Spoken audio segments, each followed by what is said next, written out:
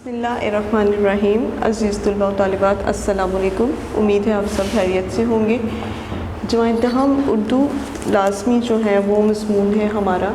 आज इंशाअल्लाह हम लोग आज इसका करेंगे जी ख़तूत गालिब करेंगे हम आज। और ख़तूत गालिब करेंगे जिसके के राइटर हैं मिर्ज़ा असदुल्लाह गालिब। इसके मुसन्निफ़ मिर्ज़ा असदुल्लाह गालिब हैं और ये सफ़ा नंबर 103 पर है। इसमें ख़तूत गालिब में जो है मिर्ज़ा असदुल्लाह गालिब ने एक मुअस्सर ज़रिया इब्लाग के तौर पर मकतूब निगारी की अहमियत को वाज़ह किया है। मकतूब निगारी के मुनफरिद अंदाज़ का तारुफ़ करवाया है। तुलबा को ख़त के मुख्तलिफ़ हिस्सों जैसे कि उसके पेशानी, अलकाब व अदाब, नफ्स मज़मून और उसका ख़ात्मा एहतताम जो है उसकी ज़रूरत और अहमियत को समझाया और बताया है कि गालिब ने किस तरह से या उन्होंने किस तरह से रवायती अंदाज़ जो है उससे नहीं अपनाया बल्कि उन्होंने मरासले को मुकालमा बना दिया है। तुलबा को अपने माफ़िल ज़मीर बिला तकल्लुफ़ लिखने के लायक बनाया, यानी कि इस तरह से कि जैसे हम लोग ख़तों में जो है वो लिखते हैं, अलकाब वगैरह का इस्तेमाल करते हैं और एक तकल्लुफ़ होता है हमारे ख़तों के अंदर। तो इन सारी चीज़ों को उन्होंने ख़त्म करने के बाद जो है वो सीधा सीधा मरासले को मुकालमे की शक्ल दे दी कि जैसे दो लोग आमने सामने बैठे बातचीत कर रहे थे। अब इनके पढ़ते हैं ख़त नंबर 1 को, जो कि मुंशी हरगोपाल तफ्ता के नाम है। उनके नाम उन्होंने ख़त लिखा। अल्लाह अल्लाह, हम तो कोल से तुम्हारे ख़त के आने के मुंतज़िर थे। कोल जो है वो अलीगढ़ का पुराना नाम है। तो वो कहते हैं कि अल्लाह अल्लाह, हम तो अलीगढ़ से तुम्हारे ख़त के मुंतज़िर थे। तो अलीगढ़ को पहले कोल कहा करते थे। नागहा कल जो ख़त आया, अचानक जो है वो कल आपका ख़त मिला। मालूम हुआ कि 2 दिन कोल में रहकर सिकंदराबाद आ गए हो। 2 दिन कोल में यानी कि 2 दिन अलीगढ़ में रहकर आप सिकंदराबाद आ गए हो और वहाँ से तुमने ख़त लिखा है। देखिए अब यहाँ कब तक रहो और आगरा कब जाओ। तो वहाँ से यानी कि इसका मतलब है कि 2 दिन अलीगढ़ में रहकर आप सिकंदराबाद आए और वहाँ से आपने ख़त लिखा है। अब देखिए कि यहाँ कब तक रहते हैं और आगरा जो है वो कब आप वापस जाएंगे। तो आगरा भी जो है वो हिंदुस्तान का एक शहर था, उस दौर में बड़े सगीर का एक शहर था। अलीगढ़ भी उसी का शहर है और आगरा भी हिंदुस्तान का एक शहर है। परसों बरखुरदार शिव नारायण का ख़त आया। परसों यानी कि एक तीसरे दिन जो है वो बरखुरदार शिव नारायण, तो ये भी एक राइटर थे, अदब से ताल्लुक़ रखने वाले थे जिनका नाम शिव नारायण था और ये मिर्ज़ा गालिब के दोस्त भी थे। तो वो कहते हैं कि परसों जो है वो शिव नारायण का ख़त आया था। लिखते थे कि किताबों की शराज़ा बंदी हो रही है। किताबों की शराज़ा बंदी से मुराद होता है कि उसकी जो किताबें हैं वो मुकम्मल हो रही हैं, उनकी जिल्दें मुकम्मल हो रही हैं। अब करीब है कि भेजी जाएँ, यानी कि जो ही उनकी जिल्द जो है वो मुकम्मल हो जाएगी, किताब जो है वो मुकम्मल शक्ल इख्तियार कर लेगी तो जल्द ही वो हमें भेज दी जाएंगी। मिर्ज़ा महर भी एक हफ़्ता बताते हैं। मिर्ज़ा महर ये भी उनके दोस्त का नाम है। तो वो कहते हैं कि वो भी जो बताते हैं वो 1 हफ़्ते का जिक्र करते हैं कि 1 हफ़्ते तक किताबें जो हैं वो आप तक पहुंच जाएंगी। देखिए किस दिन किताबें आ जाएं, खुदा करे सबका काम दिलहा बना हो। खुदा करे सबका काम दिलहा यानी कि जैसे दिल चाहे, दिल की मर्ज़ी हो। हाँ साहब, मुंशी बालम कंद बेसब्र के एक ख़त का जवाब हम पर फ़र्ज़ है। तो ये भी उनके दोस्त थे मिर्ज़ा गालिब के, जिनका नाम मुंशी बालम कंद था और ये गालिबन हिंदू थे, क्योंकि इनका नाम जो है जिस तरीके से वो बता रहे हैं या फिर जो इनका नाम हमें सुनने को मिल रहा है ये ज़्यादातर हिंदुओं के नाम होते थे, जिसमें बालमकंद था वो भी एक हिंदू का नाम है और एक उनके दोस्त शिव नारायण थे, तो ये भी हिंदू थे। वो कहते हैं कि बड़े बेसब्र के एक ख़त का जवाब जो है हम पर फ़र्ज़ है। बेसब्र यानी कि वो जो ही हमें ख़त भेजते हैं वो फ़ौरन जो है हमसे उसका जवाब भी मांगते हैं। मैं क्या करूँ, इस ख़त में उन्होंने अपना सैर व सफ़र में मसरूफ़ होना लिखा था, बस मैं इनके ख़त का जवाब कहाँ भेजता। मैं क्या करूँ भाई, उन्होंने ख़त में ये लिखा है कि वो सैर सफ़र में है। सैर सफ़र में कि वो मुसलसल जो है वो एक शहर से दूसरे और दूसरे से तीसरे में जा रहे हैं। तो मैं इस तरह इनके ख़त का जवाब कैसे दूँ। अगर तुमसे मिले तो मेरा सलाम कह देना और मुत्तबा आगरा से किताबों का हाल तुम खुद ही दरियाफ्त कर ही लोगे, मेरे कहने और लिखने की क्या हाजत। तो वो कहते हैं कि जो मुंशी बालम कंद हैं वो अगर तुमसे मिले तो उन्हें मेरा सलाम कहना और उन्हें इस बात का जवाब भी देना कि मैं भाई आपको ख़त कैसे लिखूँ, आप तो किसी एक शहर में मौजूद ही नहीं रहते। हाँ, लेकिन अगर वो तुमसे मिले तो उन्हें मेरा सलाम कह देना और आगरा से जो है वो किताबों का हाल तुम खुद दरियाफ्त कर लेना, पूछ लेना किताबों का हाल। मेरे कहने और लिखने की क्या हाजत। तो मेरे कहने और लिखने की जो है वो कोई ज़रूरत नहीं है, तुम खुद ही जो है वो उनके बारे में दरियाफ्त करना, पूछना। जी, अब दूसरा ख़त जो है वो भी इन्हीं के नाम था।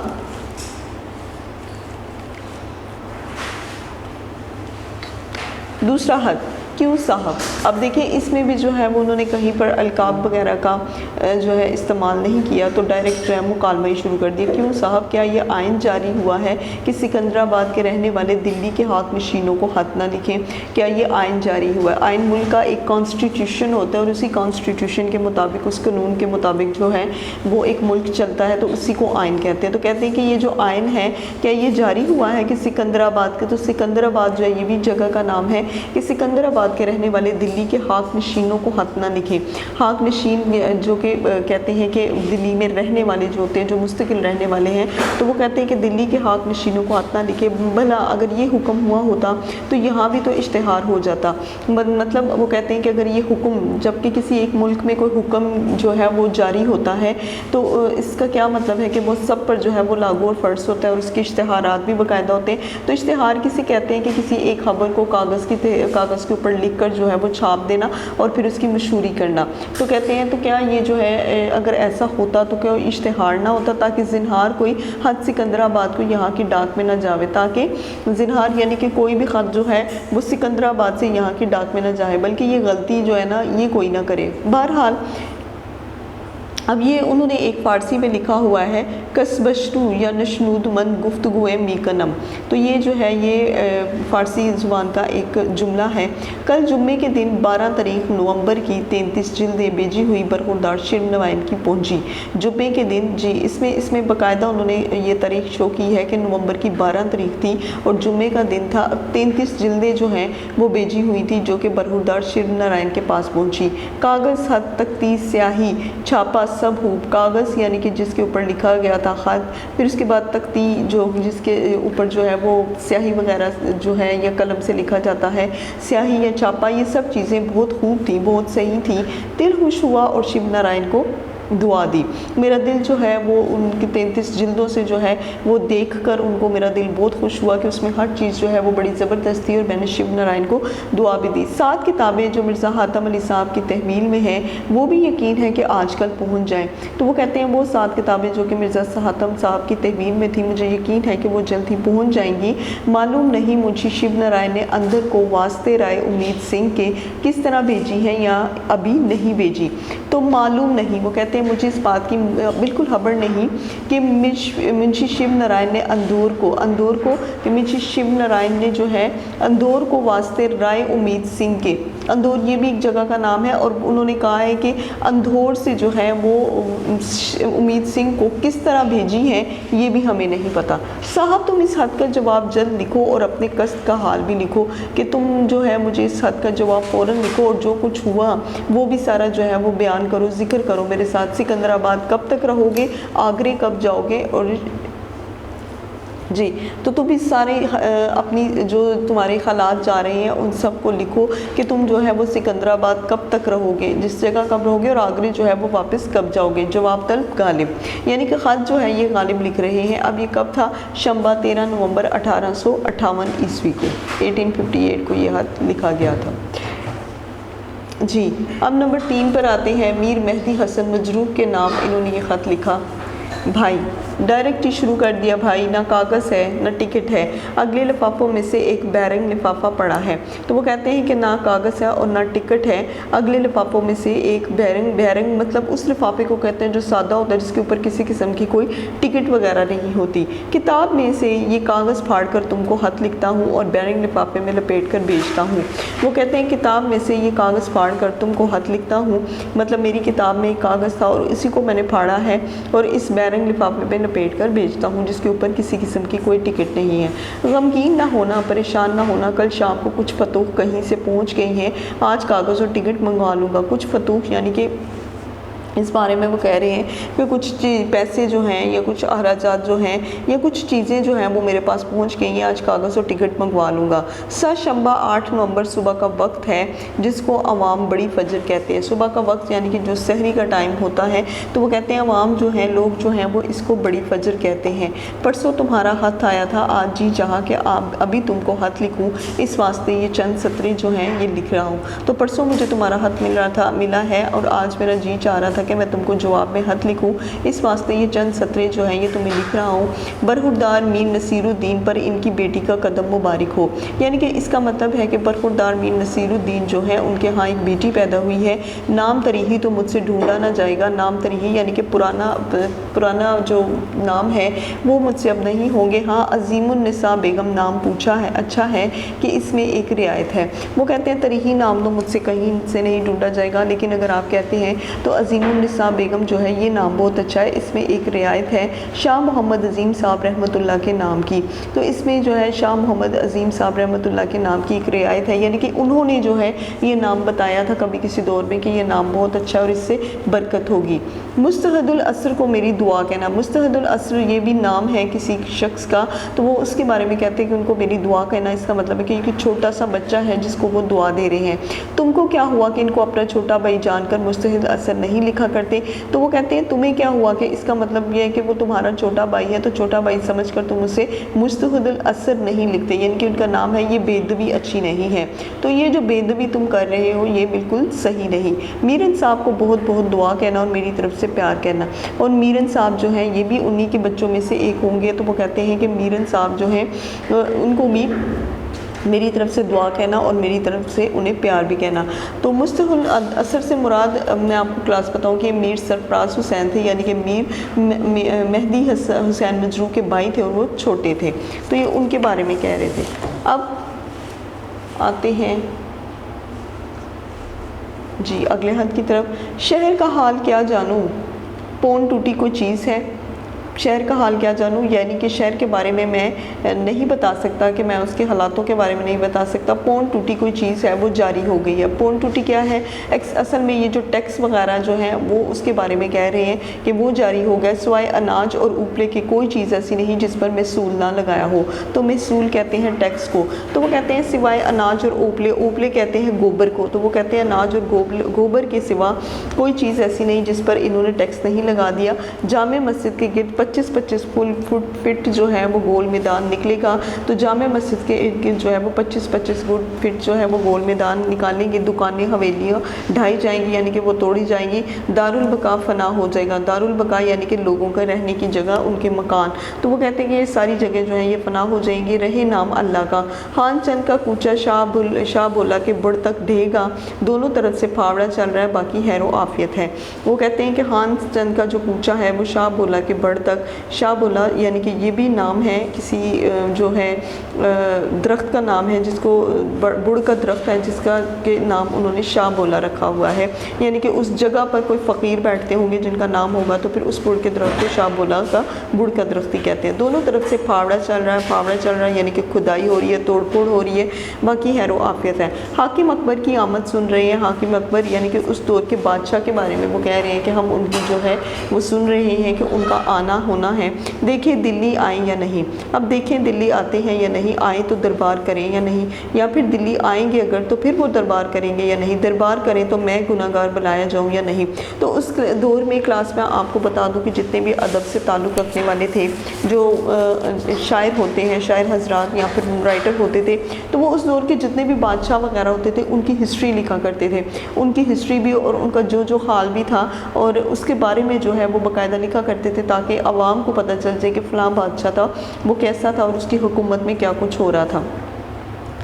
तो बुलाया जाऊँ तो गलत पाऊँ या नहीं, गलत पाऊँ यानी कि अगर मैं बुलाया जाऊँ तो क्या मुझे जो है वो कोई इनाम इकराम से नवाजा जाएगा या नहीं। पेंशन का तो नहीं गई, तो पेंशन यहाँ पर पेंशन के बारे में कहा गया है कि जितने भी सरकारी मुलाजमीन होते हैं जब वो रिटायर हो जाते हैं अपनी मुलाजमत से, तो फिर उनको पेंशन वगैरह जो है उनको लगाई जाती है। तो यहाँ पर वो इस बारे में कह रही है कि पेंशन का तो कहीं नहीं जिक्र और ना ही किसी को ख़बर है।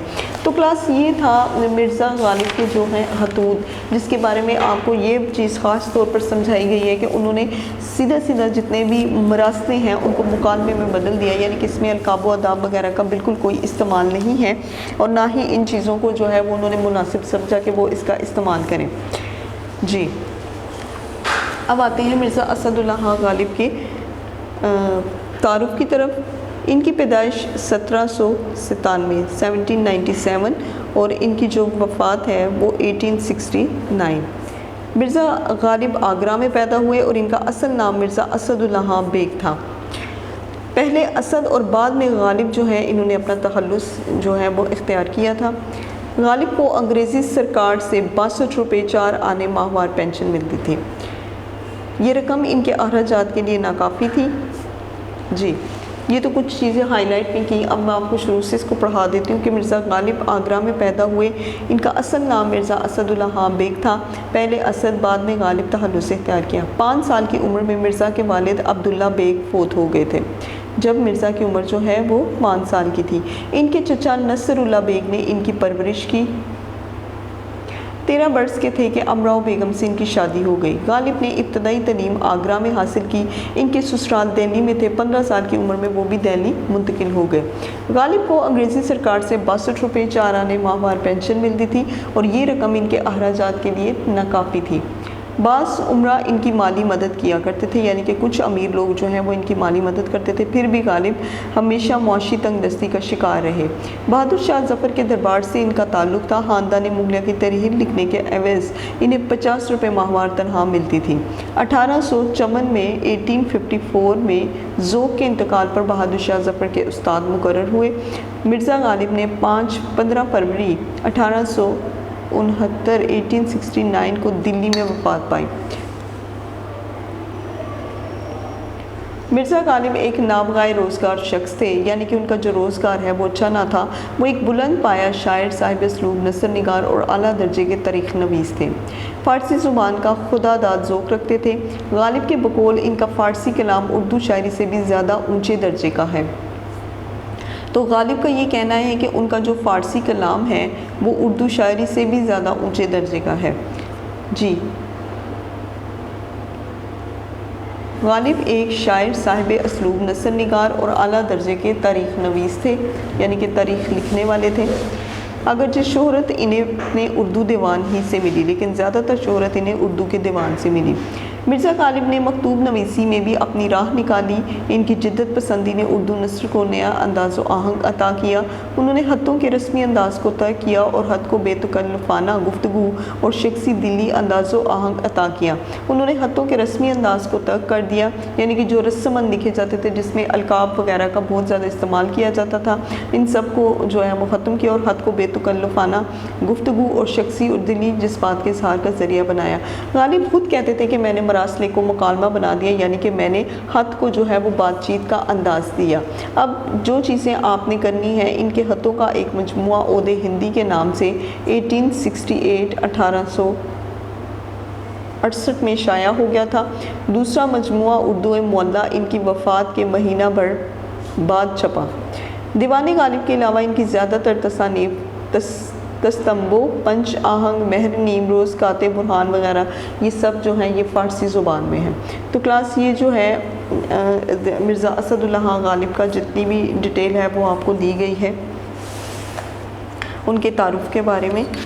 और अब जो है इसका खुलासा करते हैं। तो खुलासे में क्या है, खतूत गालिब में सबसे पहला ख़त जो है वो मुंशी हर गोपाल तफ्ता के नाम वो लिखते हैं, जिसमें वो कहते हैं कि तुम्हारा ख़त जो है वो आया था और मैं उसका बड़ा मुंतज़िर था। और वो ख़त कहाँ से आया था, उनको कोल से, यानी कि अलीगढ़ से।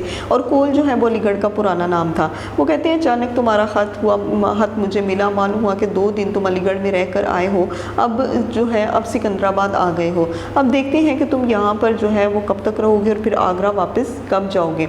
इसमें वो जो है वो किताबों के बारे में ज़िक्र करते हैं कि किताबों की शराज़ा बंदी हो रही है, तो जो है मैं कोशिश कर रहा हूँ कि मुझे वो बहुत जल्द मिल रहे।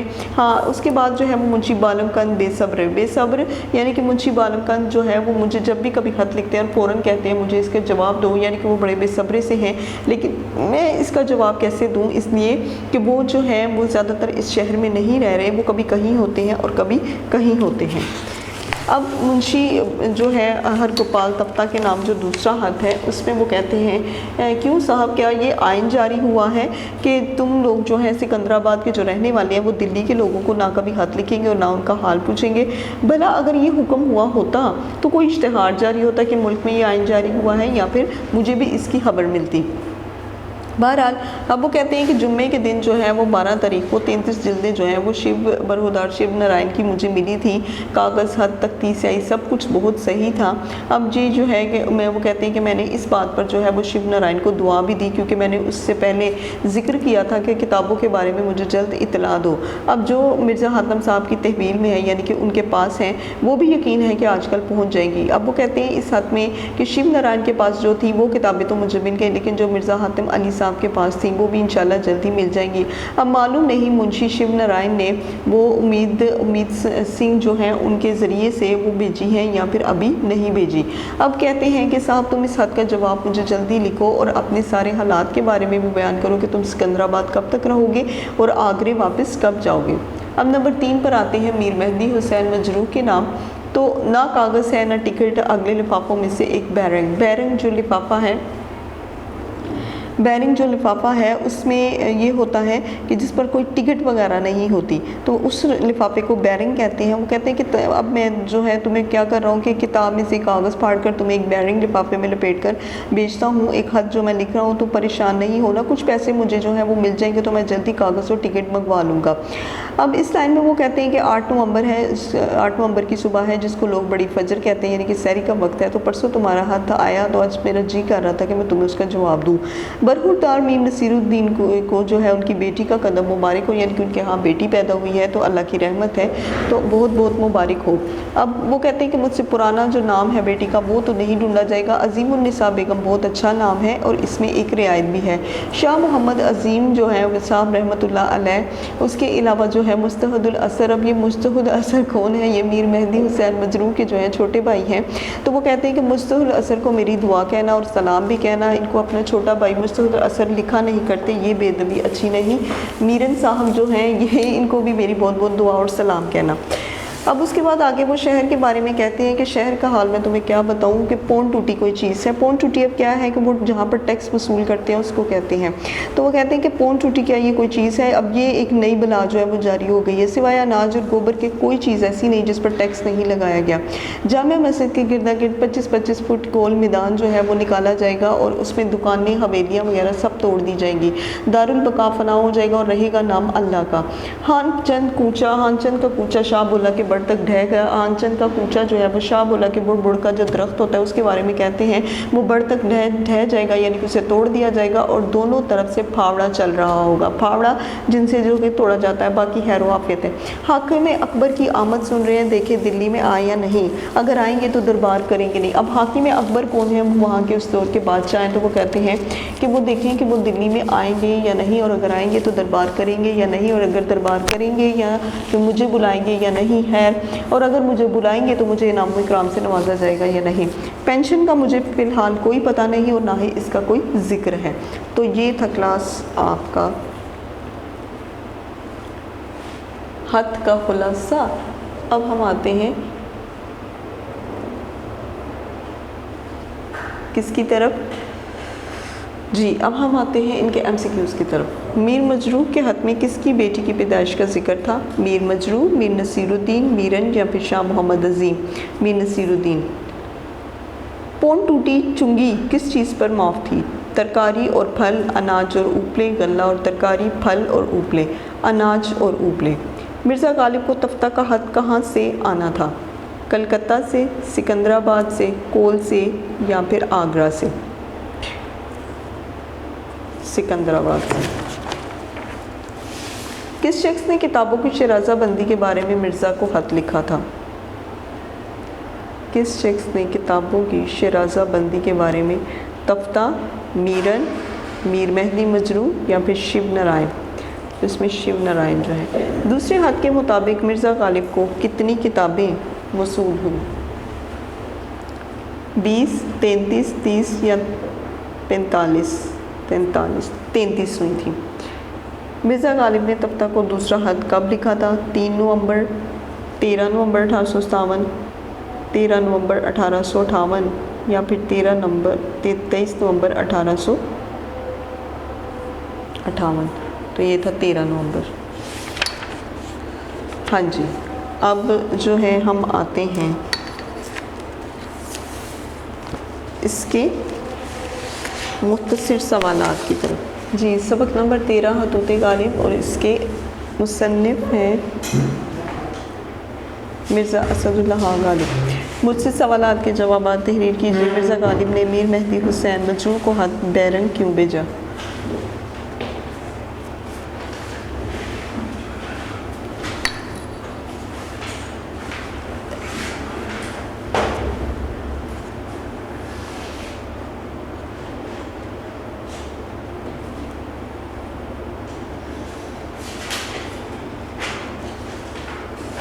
मिर्ज़ा गालिब लिखते हैं कि मेरे पास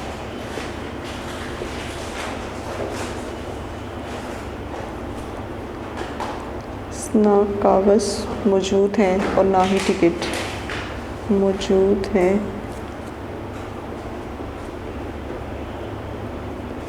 और ना ही टिकट। एक किताब से कागज़ फाड़कर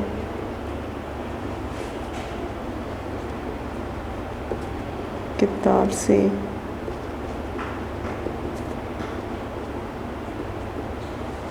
कागज़ फाड़कर खत लिखा है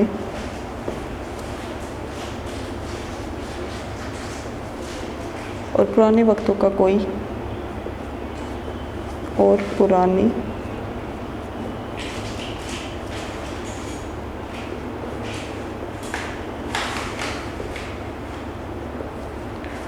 बैरिंग लिफाफा कहीं पड़ा हुआ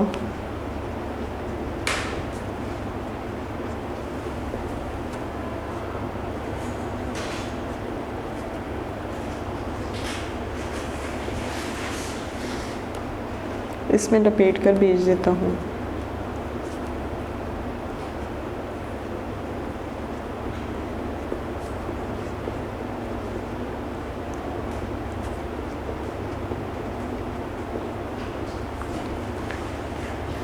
बैरिंग खत लिखने की वजह यही है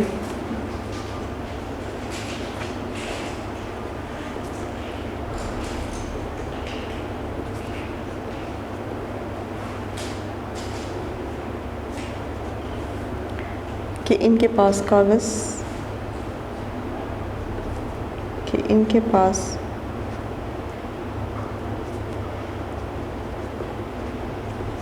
कागज़ और टिकट मौजूद नहीं। जी, सवाल नंबर 1, मिर्ज़ा गालिब ने मीर मेहदी हुसैन मजरू को ख़त क्यों भेजा था? मिर्ज़ा गालिब लिखते हैं कि मेरे पास ना कागज़ मौजूद है और ना ही टिकट। एक किताब से कागज़ फाड़कर ख़त लिखा है, पुराने वक्तों का कोई बैरिंग लिफाफा कहीं पड़ा हुआ मिल गया है, इसमें लपेट कर भेज देता हूँ। बैरिंग ख़त लिखने की वजह यही है कि इनके पास कागज़ और टिकट मौजूद नहीं है। सवाल नंबर 2, मिर्ज़ा गालिब ने मीर मेहदी मजरू को ख़त कब लिखा?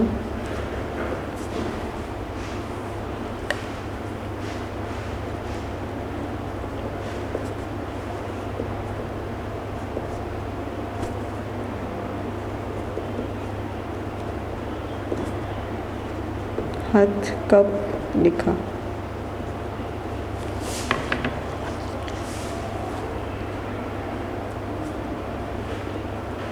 मिर्ज़ा गालिब ने मीर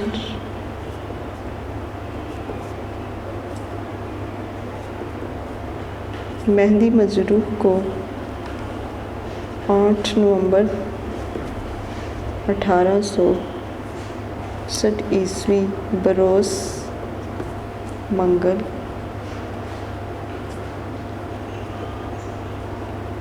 खत लिखा।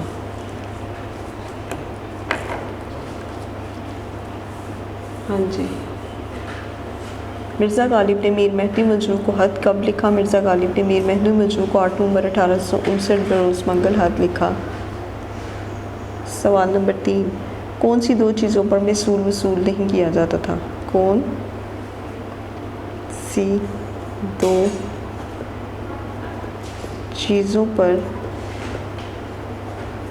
महसूल वसूल नहीं किया जाता था? इसके जवाब की तरफ आते हैं। कौन सी 2 चीज़ों पर महसूल वसूल नहीं किया जाता था? मिर्ज़ा गालिब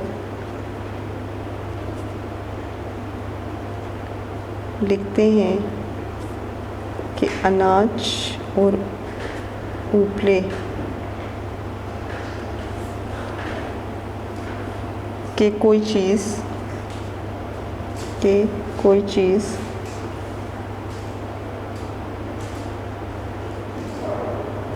ऐसी ना थी जिस पर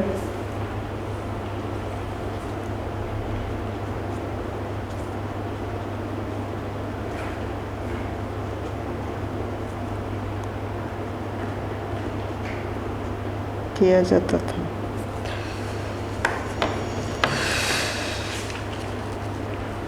जी, कौन सी दो चीज़ों पर मिसूल वसूल नहीं किया जाता था? मिर्ज़ा गालिब लिखते हैं कि अनाज और उपले की कोई चीज़ ऐसी ना थी जिस पर मिसूल वसूल नहीं किया जाता था। मिर्ज़ा गालिब ने किताबों पर क्या राय दी है? मिर्ज़ा गालिब ने किताबों पर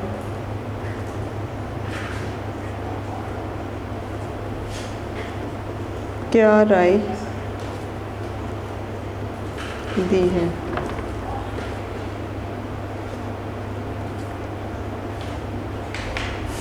मिर्ज़ा गालिब ने किताबों के बारे में कहा है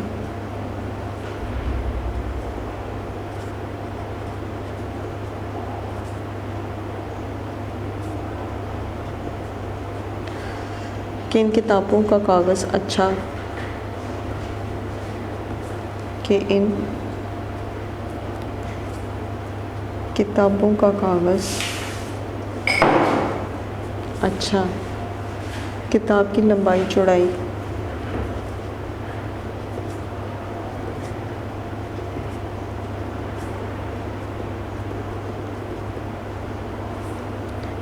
उम्दा, इसकी छपाई में इस्तेमाल होने वाली स्याही बेहतर,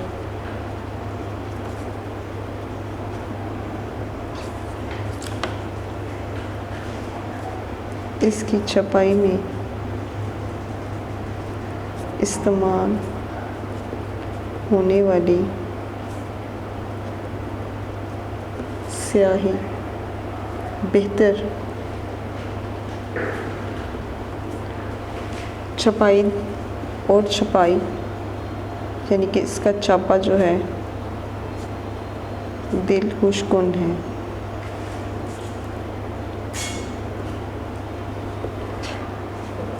सब कुछ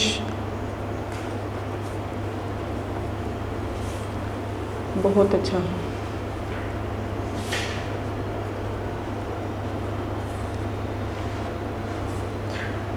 इन्हें देखकर मेरा दिल खुश हो गया है। इन्हें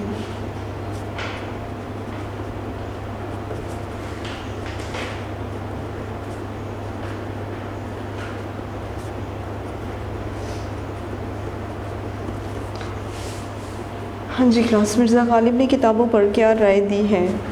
मिर्ज़ा गालिब ने किताबों के बारे में कहा है कि इनकी किताबों का कागज़ अच्छा, किताब की लंबाई चौड़ाई उम्दा, इसकी छपाई में इस्तेमाल होने वाली स्याही बेहतर और छपाई दिल खुशकुन है।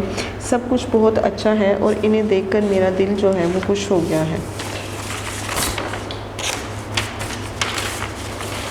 अब आते हैं अगले क्वेश्चन की तरफ। तफ्ता ने गालिब को खत कहाँ से लिखा?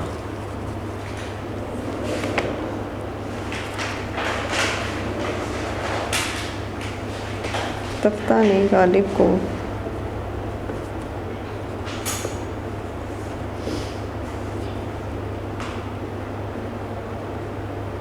खत कहाँ से लिखा? मिर्ज़ा गालिब ये समझ रहे थे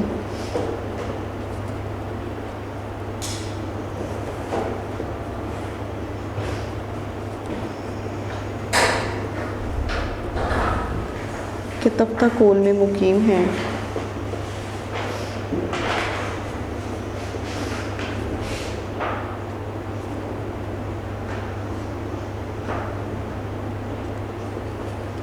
और वहीं से इन्हें खत लिखेंगे और वहीं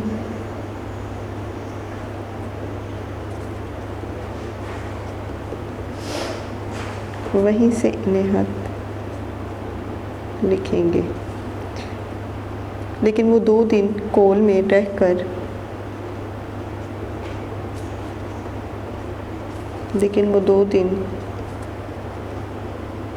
कोल में रहकर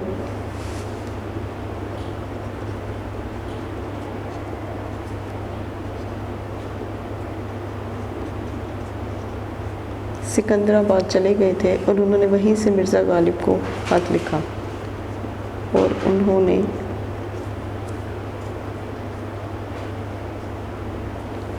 वहीं से मिर्ज़ा गालिब को खत लिखा। जी, तफ्ता ने गालिब को खत कहाँ से लिखा? मिर्ज़ा गालिब ये समझ रहे थे कि तफ्ता कोल में मुकीम है। कोल आपको बताया था कि अलीगढ़ का पुराना नाम है और वहीं से इन्हें खत लिखेंगे। लेकिन वो 2 दिन कोल में रहकर सिकंदराबाद चले गए थे और उन्होंने वहीं से मिर्ज़ा गालिब को खत लिखा। तो ये था मिर्ज़ा गालिब के जो खतूत हैं उनके मुख्तसर सवालात। और अब हम लोग आते हैं खतूत रशीद अहमद सदीकी। जी, अब हम आते हैं खतूत रशीद अहमद सदीकी पर। खतूत रशीद अहमद सदीकी में तुलबा पर मकतूब निगारी की अहमियत को वाज़ह किया गया है। तुलबा को रशीद अहमद सदीकी के खतूत की रोशनी में इनकी शख्सियत के नुमाया पहलुओं से आगाह किया गया। मकतूब निगारी के मुनफरद पहलुओं का तारुफ किया गया। दिए गए खत के ज़रिए से ताज़ियतनामा लिखना और सिखाया गया और तलबा को तहरीर के ज़रिए माक़ूल ज़मीर अदा करने का सलीका भी सिखाया गया कि किस तरीके से उन्होंने जो है वो खत वगैरह लिखने हैं।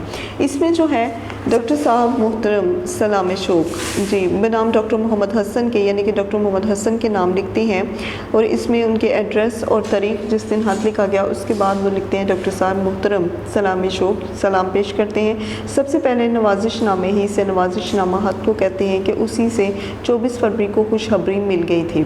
लेकिन एहतियात के ख्याल से इसका जिक्र घर वालों से नहीं किया था कि एहतियात के ख्याल से, यानी कि ज़रूरी नहीं समझा था कि मैं इसका जिक्र जो है वो घर वालों से करूं। चाहता था कि तस्दीक हो जाए, यानी कि मैं इसकी पहले तस्दीक करना चाहता था कि आया ये बात सच है या नहीं। सबसे पहले आपकी मोहब्बत का शुक्रिया अदा करूँगा। तो सबसे पहले जो है जो मोहब्बत आपने मुझे दी है मैं उसका शुक्रिया अदा करना चाहूँगा। रात रेडियो से इसकी तस्दीक हो गई थी, यानी कि रेडियो से जो मुझे है वो रात ही को खबर मिल गई। इनाम पाने की खुशी अपनी जगह पर रही, लेकिन इससे भी कुछ कम मुतासिर नहीं हूँ कि आपको मेरा इतना ख्याल रहा। इनाम पाने की खुशी तो थी, लेकिन मैं इस बात से भी बड़ा मुतासिर हुआ कि आपको मेरा इतना ख्याल था। सोचता हूँ जब से हम दोनों को एक दूसरे से साबका हुआ है, यानी कि जब से हम दोनों का एक दूसरे से वास्ता पड़ा है, आपकी हिदमात एहसानात की तादाद, मिकदार और कदर कीमत मेरी इन छोटी मोटी बातों से कहीं ज़्यादा है जो आपके लिए मैंने कभी कभार की होंगी। आपकी शराफत, काबिलियत और देरीना वज़ादारी का मुझे जो एहसास है, मेरा ख्याल है कि आपके लिए किसी दोस्त, अजीज़ और बुजुर्ग से कम नहीं है। तो आपकी जितनी भी शराफत है, आपकी काबिलियत और आपकी देरीना वज़ादारी, यानी कि पुराना रख रखाव जो था उसका मुझे जो भी एहसास हुआ, मेरा ख्याल है कि आपके लिए किसी दोस्त, किसी अजीज़ और बुजुर्ग से कम नहीं है। इन निज़ामी खुतबात को शोहरत देने, यानी कि जितने भी खुतबात थे, जितने भी ये सिलसिले तकारीर के खुतबों के चल रहे थे, इन निज़ाम को शोहरत देने और कामयाब बनाने में भी आपका गिरा कद्र यानी कि बहुत ज़्यादा हिस्सा है। अल्लाह ताला आपको खुश, नेक नाम और इकबाल बुलंद रखे, यानी कि आपकी इज़्ज़त को बुलंद रखे, सलामत रखे। आमीन। बेगम साहिबा और बच्चों को बहुत बहुत दुआ। खुदा हाफिज़। मुखलिस रशीद अहमद सदीकी। अब हम आते हैं अगले खत की तरफ बनाम ज़हीर अहमद सदीकी के। अब ये ख़त ज़हीर अहमद सदीकी के नाम लिखा गया। ज़ाकिर बाग, अलीगढ़ मुस्लिम यूनिवर्सिटी, अलीगढ़ 10 जुलाई 1973 को 1973 में ये ख़त लिखा गया। अज़ीज़े गिरामी दुआ, मौलाना ज़िया अहमद साहब मरहूम आपके वालिद मोहतरम मेरे और कितने ही दूसरों के रफ़ीक़ो शफ़ीक थे। तो वो कहते हैं मौलाना ज़िया अहमद साहब मरहूम। मरहूम का मतलब है कि मौलाना ज़िया अहमद साहब जो है मरहूम आपके वालिद मोहतरम। तो वो कहते हैं कि आपके वालिद मोहतरम मेरे और कितने ही दूसरे के रफ़ीक़ व शफ़ीक थे, यानी कि वो इस दुनिया से गुज़र चुके हैं। मरहूम की सानिया रहलत पर आपको और हम सबको जो सदमा हुआ है, मरहूम की इस दुनिया से चले जाने पर आपको और हम सबको जो भी दुख हुआ, जो सदमा हुआ, उसका अंदाज़ा हमसे और आपसे ज़्यादा और किसको हो सकता है। तो इसका जो अंदाज़ा है वो हमसे और आपसे ज़्यादा और किसको होगा। मरहूम की साय शफ़क़त में आप ज़िंदगी के मुअज़्ज़मात से बहरामंद हुए, यानी कि ज़िंदगी में जो भी कोई आपको तरक्कियाँ मिली, जिन ऊंचाइयों पर पहुंचे पहुँचे वो सब इन्हीं की वजह से, इन्हीं की मरहून मिन्नत है। और सब की नज़रों में मुमताज़ व मुफ्तखिर भी रहे और सब की नज़रों में जो है वो अब जो है अव्वलीन दर्जा जो है वो सिर्फ इन्हीं की वजह से आपको मिला। कितनी बड़ी ये सादत आपको नसीब हुई। मेरा ख्याल है कि मरहूम से शायद ही कभी किसी को कोई तकलीफ़ पहुँची हो। वो कहते हैं कि मेरा ये ख्याल नहीं कि कभी किसी ने इनको कोई तकलीफ़ दी हो या इन्होंने किसी को कोई तकलीफ़ दी हो। शरीफ शख्स की ये सिफ़त सबसे मोतबर मानी गई है, तो वो इंतहाई शरीफ शख्स थे और इनकी ये सिफ़त जो है, ये खूबी जो है, ये बड़ी मोतबर लोगों में बड़ी इज़्ज़त के तौर पर जो है वो मानी गई थी। मेरा ख्याल है कि मरहूम से मतलब किसी ने इन्होंने किसी को कभी कोई दुख या तकलीफ़ नहीं दी। उर्दू, फ़ारसी और अदबियात पर मरहूम की नज़र जो है वो बड़ी गहरी, वसी और मुतनव्वे है। उर्दू, फ़ारसी और अरबी जो अदब था उनके ऊपर उनकी नज़र बड़ी गहरी थी, बड़ी वसी थी, जिसके हम सब हमेशा मुतरफ़ रहे, यानी कि हमने हमेशा उनके इस चीज़ की तारीफ़ की और इससे इस्तिफ़ादा किया। नामुलायम अल्फाज कभी ज़ुबान पर नहीं लाते थे। नामुलायम यानी कि बड़े सख्त अल्फाज जो हैं वो कभी भी अपनी ज़ुबान पर नहीं लेकर आए। बड़े शौक़ और संजीदगी से इल्मी मसाइल पर इज़हार ख्याल फरमाते। मरहूम की मुफारकत से मशरक़ी अदब और आदाब की महफिल में जो जगह हाली हुई है वो मुस्तक़बिल करीब में शायद ही कोई पूर्ण हो सके। वो कहते हैं मरहूम की मुफारकत से, यानी कि मरहूम के इस दुनिया में चले जाने से मशरक़ी अदब और आदाब की महफिल में जो जगह हाली हुई वो मुस्तक़बिल करीब में शायद ही कभी पूर्ण हो सके। अल्लाह ताला मरहूम को सायर रहमत में जगह दे और हम सबको सब्र जमील जो है वो अता फरमाए। आमीन। मुखलिस रशीद अहमद सिद्दीकी। अब आगे जो है वो ख़त लिखते हैं वो हैं बनाम प्रोफेसर सईद बशीरुद्दीन। तो इनके बारे में अब जो ख़त लिख रहे हैं वो पढ़ते हैं। ज़ाकिर बाग यूनिवर्सिटी अलीगढ़, शंबा 3 नवंबर 1973 1973। बशीर साहब मुकर्रम, आदाब। 27 अक्टूबर को नवाजिशनामा मिल गया। 27 अक्टूबर को आपका नवाजिशनामा यानी कि ख़त मिला था। जवाब में देर हो गई, वरना खतूत का जवाब अमूमन हम रोज़ा देता हूँ। जवाब में जो है वो देर तो हो गई, लेकिन इसका जवाब जो है मैं तकरीबन जो है वो हम रोज़ा यानी कि जब भी कभी आए मैं उसे ज़रूर देता हूँ। अपने ऊपर किसी किस्म का बकाया नहीं रखना चाहता। आपका ख़त जो है वो मुझे मिलता रहता है और जैसे जैसे मुझे मिलता है मैं वैसे ही उसका जवाब भी देता हूँ। मैं किसी का बकाया नहीं रखता। मालूम नहीं कब क्या हो जाए, तो कोई ये ना कहे कि मुझ पर इसका कुछ वाजिबुल अदा था। मालूम नहीं कब क्या हो जाए, यानी कि ज़िंदगी मौत का पता नहीं है, वो इंसान के साथ चलती रहती है, ये सिलसिले चलते रहते हैं। तो वो कहते हैं कि कोई मुझे ये ना कहे कि इसका कुछ वाजिबुल अदा यानी कि देने वाला है। कुछ दिनों से हजूम में तन्हाई का एहसास होने लगा है जो रोज़ बरोज़ गहरा होता जाता है। तो वो कहते हैं कि हजूम में, भीड़ में जो है वो मुझे कुछ दिनों से तन्हाई, इस भीड़ में यानी कि अपने साथ दोस्तों के इस जगमट्टे में और ये जितना भी जमघट्टा जो मेरे इर्द गिर्द दोस्तों का है इन सब में जो है फिर भी मैं खुद को तन्हा महसूस कर रहा हूँ और ये तन्हाई जो है वो रोज़ बरोज़ बढ़ती जा रही है। आपने खुद अपने मुताले अपने अशकाल अलीगढ़ की ज़िंदगी और इलाहाबाद के मौजूदा शब और रोज़ के बारे में खुद जो कुछ भी लिखा है, तो वो कहते हैं कि आपने जो है वो अलीगढ़ के मुताले और उसकी ज़िंदगी और इलाहाबाद के शब और रोज़ के बारे में, दिन रात के बारे में जो कुछ लिखा है इसकी तस्दीक करता हूँ। इसलिए कि ज़माना और ज़िंदगी के तकरीबन इसी तरह के सर्द गर्म से भी मैं गुजर रहा हूँ। तो वो कहते हैं कि इसकी तस्दीक करता हूँ, मुझे मालूम है, मैं इस बात का सच जो है वो बयान करता हूँ। इसी के ज़माना और ज़िंदगी के तकरीबन इसी तरह के सर्द गर्म से जो है वो मैं गुजर रहा हूँ। कुछ अहवाल बदले हुए मिलेंगे लेकिन इनसे कोई फ़र्क नहीं पड़ता। कुछ हालात ऐसे हैं जो आपको बदले हुए मिलेंगे लेकिन इससे किसी किस्म का कोई फ़र्क नहीं पड़ता। मौजूदा सदी की इब्तदा में तकरीबन 30-40 साल तक हर मुतवस्सित मुसलमान घराने का यही नक्शा रहा है। तो वो कहते हैं कि ये जो मौजूदा सदी है इसकी इब्तदा में तकरीबन 30-40 साल तक हर मुतवस्सित तबका जो है वो जो दरमियाने तबके के जो मुसलमान घराना है उनका यही हाल रहा है। इन ख़ानदानों की कुछ खसूसियात, कुछ मुश्तरक खसूसियात और रवायात और रुझानात थे। तो वो कहते हैं कि इनमें कुछ इकट्ठी खसूसियात थी, कुछ रिवायतें इनकी और कुछ रुझानात मिलानात जो हैं वो इनके मुश्तरका थे, जिनका सरचश्मा मज़हब, अखलाक, तारीख़ और तहज़ीब थी। तो वो कहते हैं इन सारी चीज़ों का सरचश्मा जो है ये मज़हब था, अखलाक था, तारीख़ और तहज़ीब थी, जिनकी पैरवी इतराफ़ व जानिब में दूर दूर की जाती थी। और इन सब चीज़ों की पैरवी जो है इतराफ़ व जानिब में यानी कि जो है वो दूर दूर की जाती थी, किसी न किसी हद तक अभी भी की जाती है और इसके भले या बुरे नताइज सामने आते रहते हैं। इन खसूसियात के नमूने और नुमाइंदे हर मुश्तरक ख़ानदान के अफराद में कुछ दिनों पहले तक मिल जाते थे। तो वो कहते हैं इन खसूसियात के जितने भी नमूने और नुमाइंदे हैं ये हर मुश्तरक ख़ानदान के अफराद में कुछ दिनों पहले तक मिल जाते थे। इनकी इब्तदाई तालीम व तरबियत घर पर या मुश्तरक मकतबों में होती थी। मज़ीद मुताले का कलाम घर के मुख्तसर ज़हीरा कुतुब से लिया जाता, जिनमें मजहबी, अहलाकी और तफरीही किताबें होती थी। घर की या घरेलू किताबें और अजीज़ों और बुज़ुर्गों के शरीफाना तौर तरीके और इनकी दी हुई रिवायात होती जो इब्तदाई उम्र की हमारी तहय्युल को गर्मी और जुलानी बख्शती। तो घर की घरेलू किताबें जो हैं वो अजीज़ों और बुज़ुर्गों के शरीफाना तौर तरीक़ों से और इनकी दी हुई रिवायात के मुताबिक होती थी और ये इब्तदाई उम्र में हमारे तहय्युलात को, हमारे ख़यालात को गर्मी और जुलानी बख्शती। इस तहय्युल को लिए हम पाया तहय्युल को हम को लिए हुए अलीगढ़ में दाखिल हुए। तो वो कहते हैं इस तहय्युल को लिए हुए हम पाया तकमील तक पहुँचे, यानी कि हम लोग अपने ख़यालात को लेते हुए मुकम्मल करते हुए पहुँचे, अलीगढ़ में दाखिल हुए। यहाँ से वो करिश्मा इंकलाब या कल्ब माहियत शुरू होती है, यानी कि यहाँ पर एक ऐसा करिश्मा इंकलाब, तब्दीली का एक करिश्मा और कल्ब माहियत यानी कि दिल को छू लेने वाली एक नई तहरीक जो है वो शुरू होती है, जिसका दूसरा नाम अलीगढ़ है। जो बातें इससे पहले ख्वाब में देखी थी इनकी तस्वीरी और तकमील अलीगढ़ में देखी और पाई। अब इससे पहले मैंने जितनी भी बातें जो हैं वो ख्वाब में देखी थी उन बातों को मुकम्मल होते हुए मैंने अलीगढ़ में देखा और उन्हें पाया भी। इस्लाफ की असमत यानी कि अपने बुज़ुर्गों की असमत, उनकी ख़ानदान के बुज़ुर्गों की शफ़क़त और सहारा और साथियों की शराफ़त, उनकी सहावत और आरज़ूमंदी से आशना और बहरामंद भी हुआ।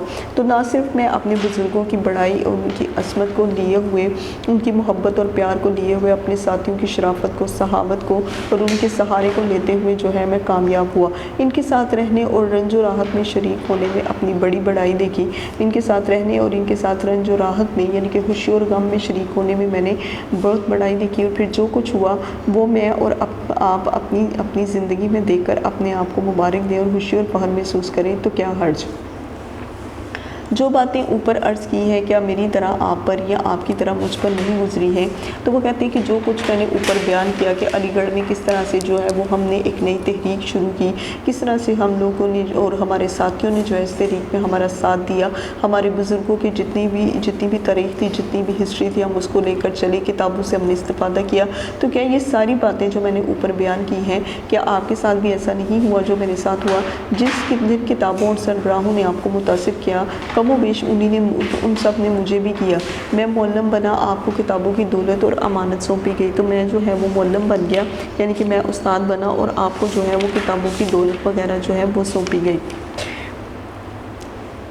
इसका सबूत जो है आपको मुतासिर किया कमो बेश, जिन किताबों और सरबराहों ने आपको मुतासिर किया कमो बेश उन सब ने मुझे भी मुतासिर किया। मैं मौलम बना, आपको किताबों की दौलत और अमानत दी गई, आपने इसका हक़ भी अदा किया, जिसका सबूत आपकी हिंदुस्तान की शोहरत और आपके मशवरे और मदद की हर तरफ से मुतवातर और मुसलसल मांग भी रही।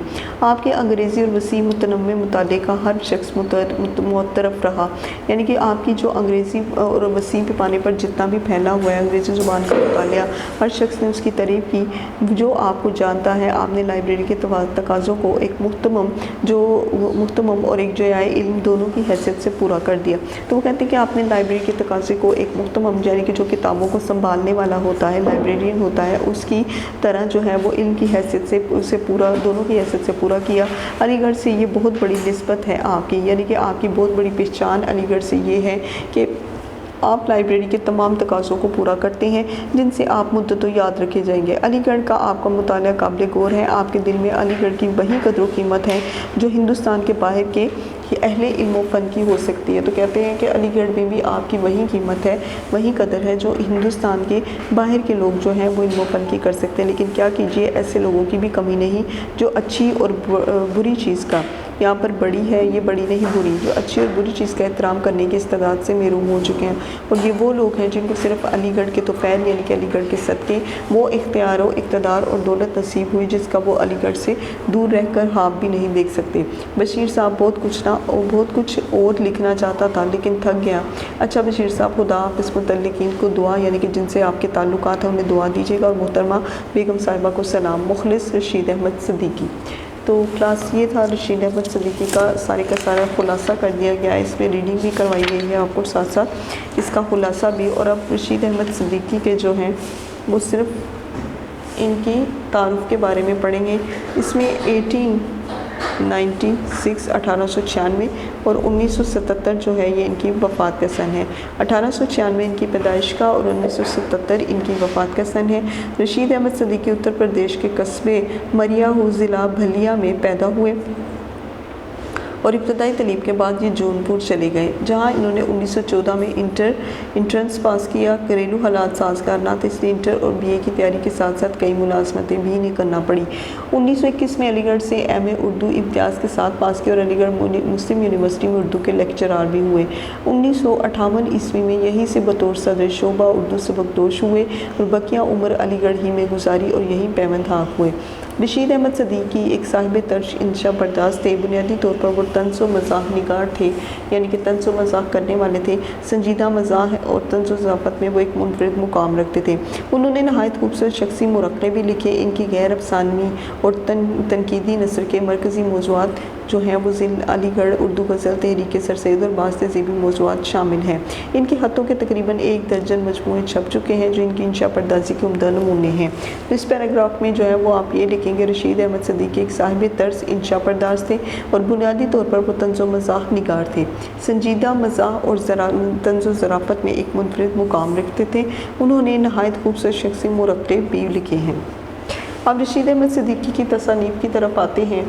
इनकी तसानीफ़ में तंज़ियात मुज़हिकात, मज़ामीन रशीद, आशफ्ता बयानी, मेरी गंज हाय गिरा माया, हम नफसाने रफ्ता, जदीद गज़ल, गालिब की शख्सियत और शायरी, गालिब की शख्सियत और शायरी इकबाल की शख्सियत और शायरी और खंदा शामिल हैं। तो सफ़ा नंबर 108 पर जिन चीज़ों को हाईलाइट किया गया है ये सारी चीज़ें आपने अच्छे से याद करनी है, क्योंकि इन सब के जो हैं वो MCQs आने के चांसेस होते हैं जी क्लास। तो अब जो है हम करते हैं रशीद अहमद सदीकी के मुख्तसर सवालात की तरफ।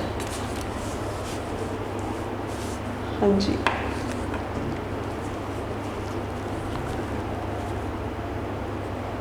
खतूत,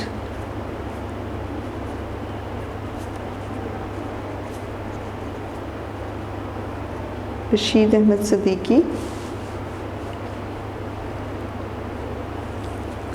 और इसके मुसन्निफ़ हैं, ये उन्वान है रशीद अहमद सदीकी, इसके मुसन्निफ़ हैं रशीद अहमद सदीकी, यानी कि उनके अपने ख़त हैं ये, तो इसीलिए इनके राइटर भी रशीद अहमद सदीकी ही होंगे। मुख्तसर सवालात के जवाबात तहरीर कीजिए। हाँ जी, सवाल नंबर 1,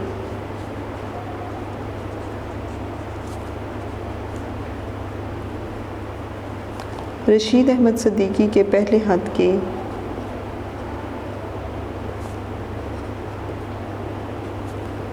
मुखातिब का नाम क्या है?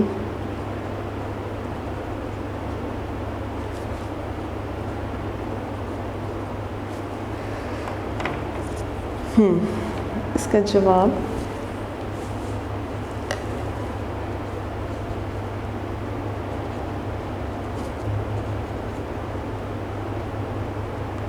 रशीद अहमद सदीकी के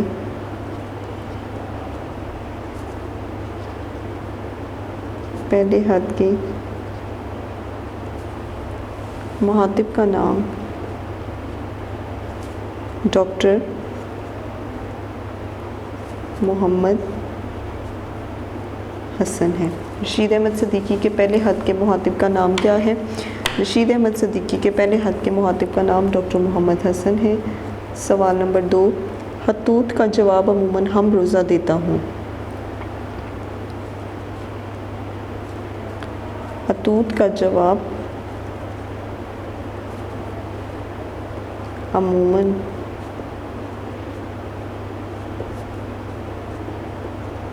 हम रोज़ा देता हूँ। इससे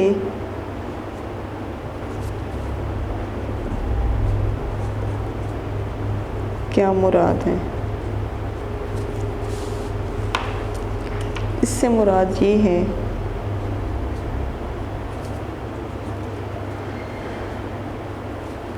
कि मैं आम तौर पर ख़त का जवाब उसी दिन दे देता हूँ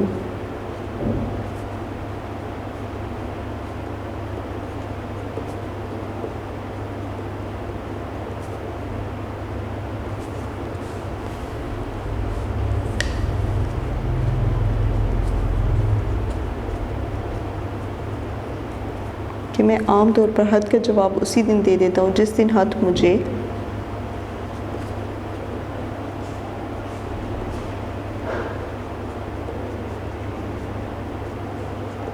मौसूल होता है।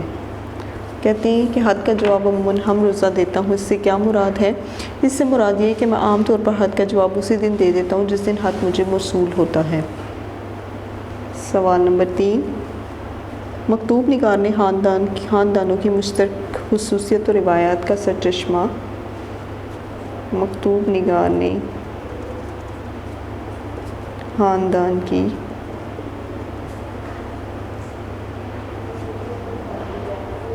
मुश्तरक खसूसियातों रिवायात का सरचश्मा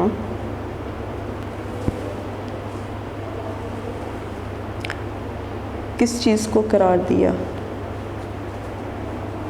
किस चीज़ को करार दिया? जी, इसका जवाब है मकतूब निगार ने ख़ानदानों की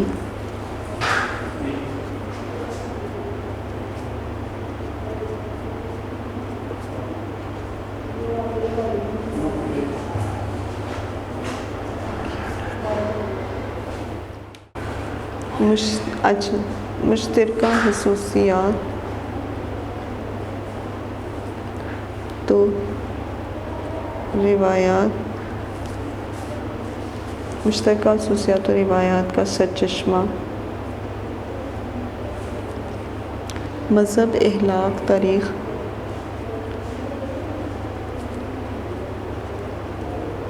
अखलाक, तारीख़,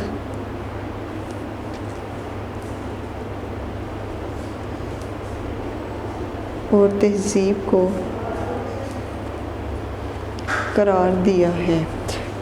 जी, अब उसके बाद है नेक्स्ट सवाल नंबर 4,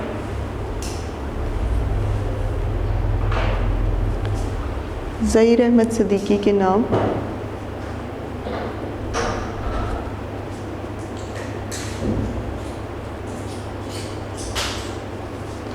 मकतूब में किस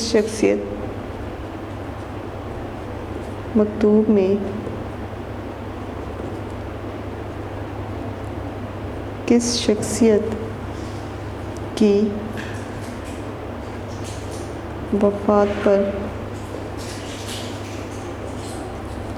इज़हार ताज़ियत किया गया?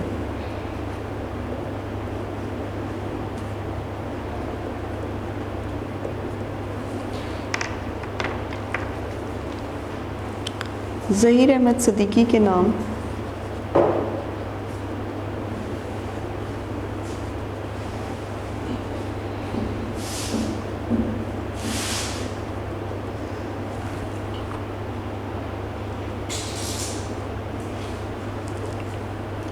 ज़हीर अहमद सिद्दीकी के नाम मकतूब में इनके वालिद मौलाना ज़िया अहमद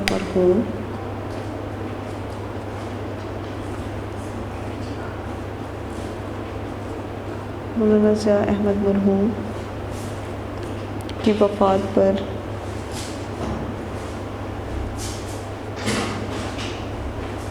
इज़हार ताज़ियत किया गया। जी, अब सवाल नंबर 5, डॉक्टर मोहम्मद हसन का शुक्रिया। डॉक्टर मोहम्मद हसन का शुक्रिया किस बात पर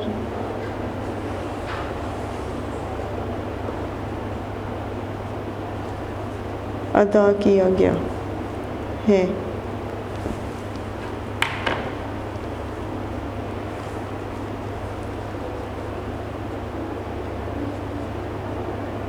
डॉक्टर मोहम्मद हसन का शुक्रिया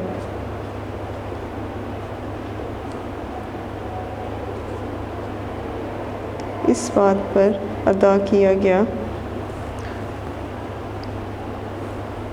कि डॉक्टर साहब के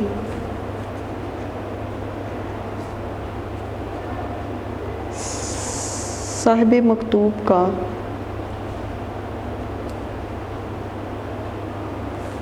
इतना ज़्यादा ख्याल रखते हैं। जी क्लास, तो मौलाना जी रशीद अहमद सदीकी, हदूत रशीद अहमद सदीकी जो हैं ये हम लोग आपको करवा चुके हैं, और इससे पहले जो है हमने आपको इसकी रीडिंग वगैरह भी करवाई थी। तो अब जो है क्लास हदूत रशीद अहमद सदीकी के बाद हम लोग आपको करवा रहे हैं चुगलखोर जी, चुगलखोर के जो आपको सारे के सारे मुख्तसर सवालात जो हैं वो इंशाल्लाह आपको करवाए जाएंगे। चुगलखोर सबक नंबर 9 जिसकी पढ़ाई आपको पहले करवाई गई थी।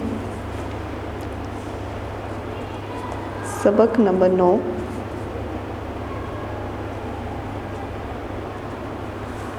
चुगलखोर,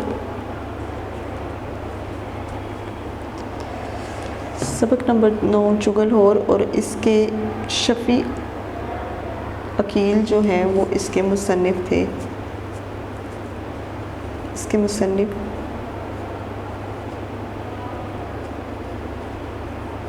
शफ़ी अकील हैं। अब हम इसके मुख्तसर सवालात के जवाबात करेंगे। मुख्तसर सवालात के जवाबात तहरीर कीजिए। जी क्लास, किसान ने चुगलखोर को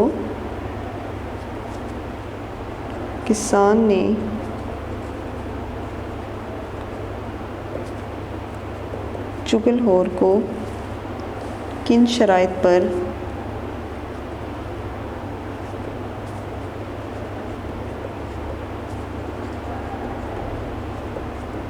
मुलाजिम रखा?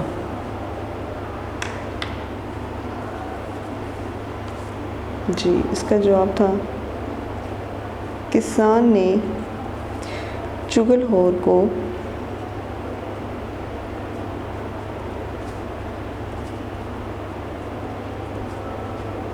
अपने यहाँ 2 शराइत पर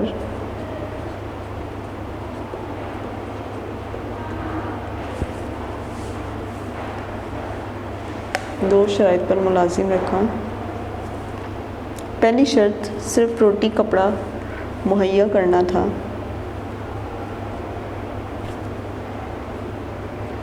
पहली शर्त सिर्फ रोटी कपड़ा मुहैया करना था। दूसरी शर्त बड़ी अजीब थी, और दूसरी शर्त ये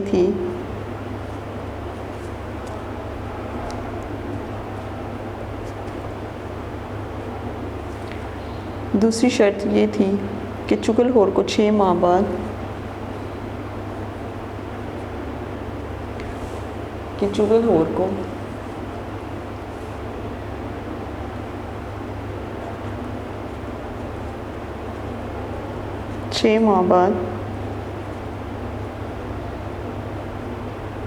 चुगली खाने की इजाज़त दी गई।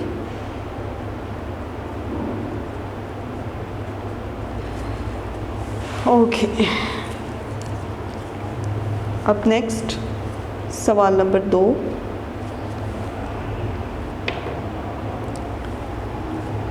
चुगलखोर ने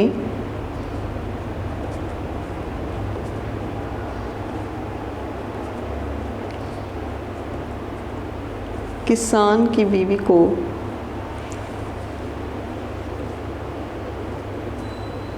क्या कहकर बदगुमान किया।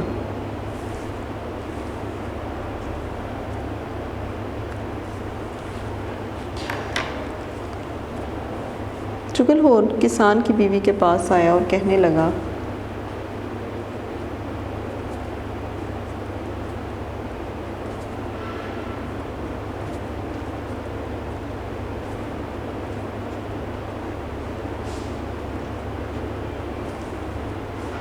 बीवी के पास आया और कहने लगा कि किसान कोढ़ी हो गया है,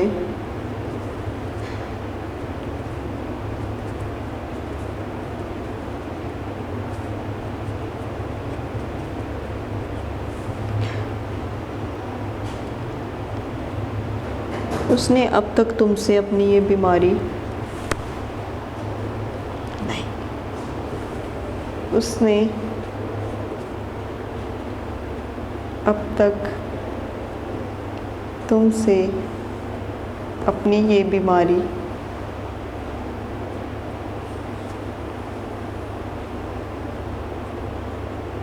छुपाई रखी।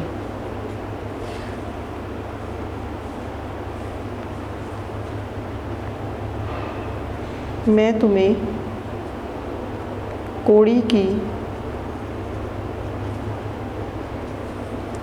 निशानी बताता हूँ।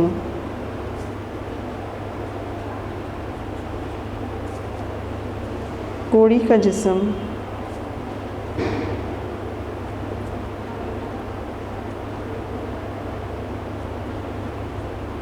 नमकीन होता है।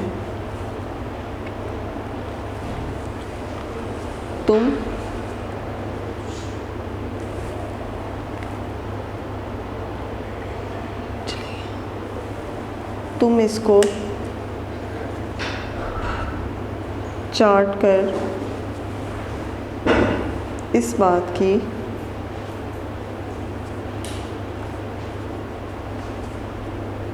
तस्दीक कर सकती हो।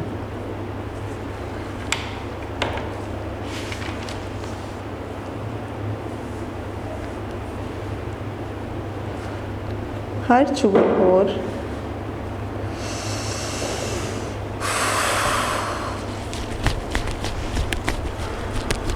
चुगलखोर किस बात को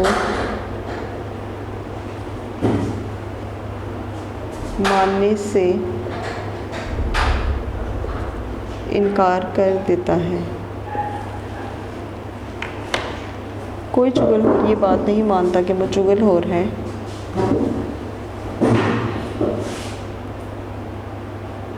कोई चुगलखोर ये बात नहीं मानता कि वो चुगलखोर है।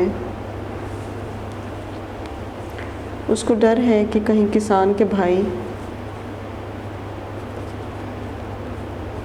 उसको डर है कि कहीं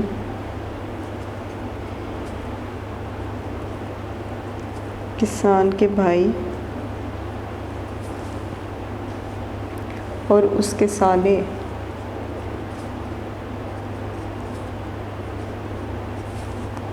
उसे पहचान न लें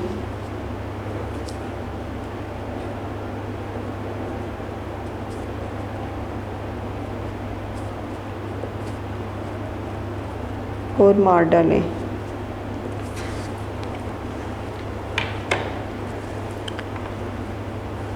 चुगलखोर अपनी बुरी आदत से क्या नुकसान उठाना पड़ा। चुगलखोर को सवाल नंबर 4,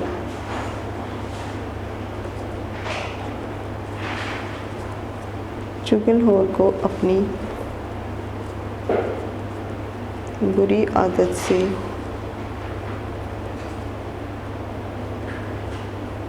क्या नुकसान उठाना पड़ा। गांव के सारे लोग चुगलखोर की आदत से वाकिफ़ हो गए।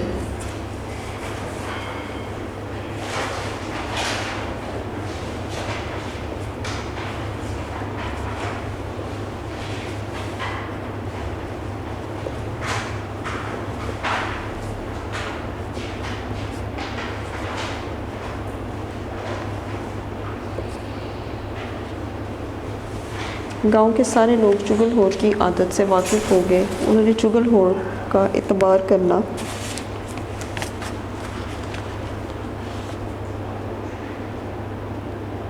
उन्होंने चुगलखोर का एतबार करना छोड़ दिया था।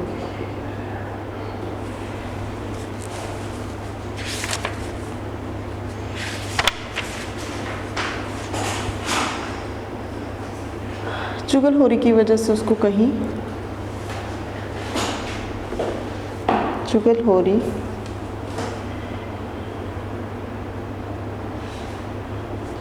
की वजह से उसे कहीं मुलाज़मत नहीं मिलती थी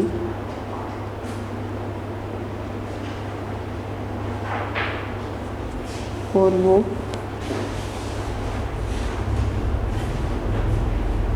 और उसकी नौबत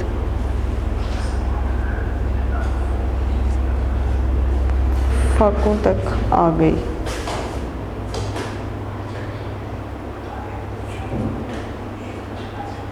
आखिर उसे अपना गांव छोड़ना पड़ा। जी क्लास, तो ये थे चुगलखोर का जो है सबक नंबर 9, जिसके मुसन्निफ़ शफ़ी अकील थे, उसके मुख्तसर सवालात। तो ये आपको इसके जो है मुख्तसर सवालात वो करवाए जा चुके हैं। अब हम आते हैं इसके MCQs की तरफ।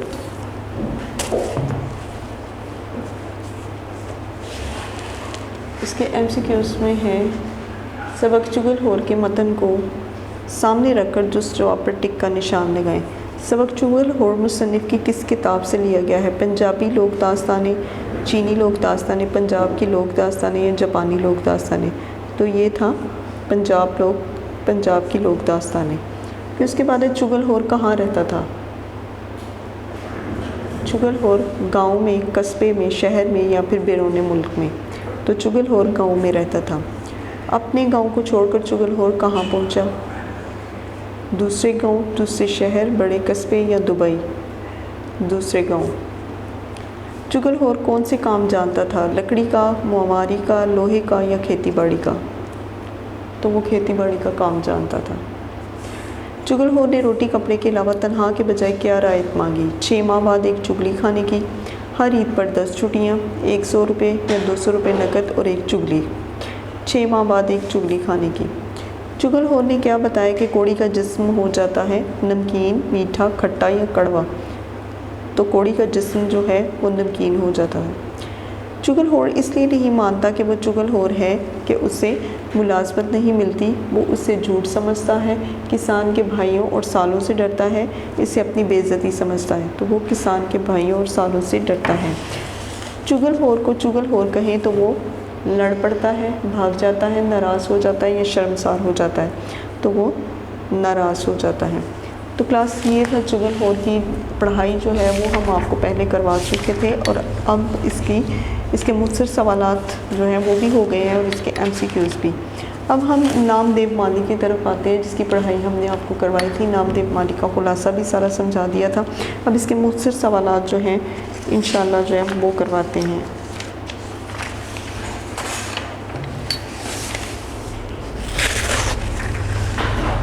हाँ जी, तो अब हम आते हैं नामदेव माली।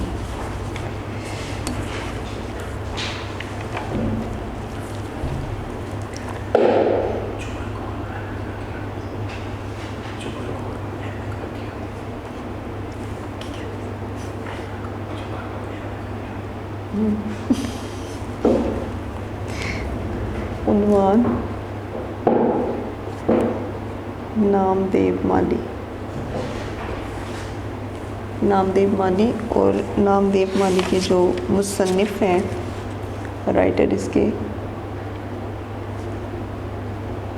मौलवी अब्दुल हक। मुख्तसर सवालात के जवाबात तहरीर कीजिए।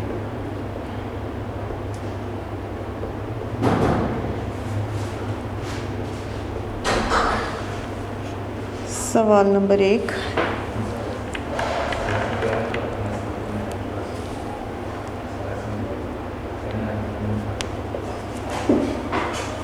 नामदेव ने पानी की किल्लत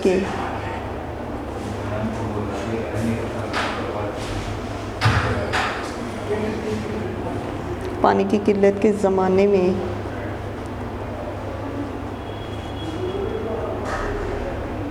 चमन को कैसे शादाब रखा। जिन दिनों पानी की किल्लत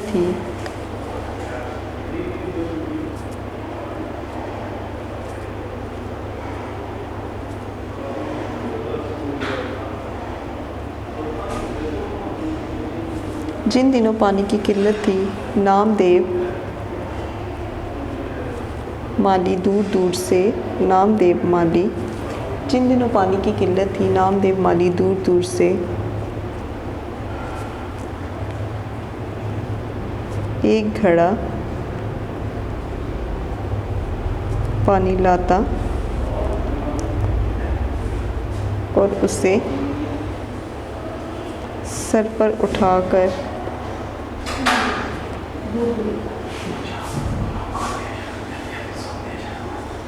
बाग तक ले आता और पौधों को सींचता।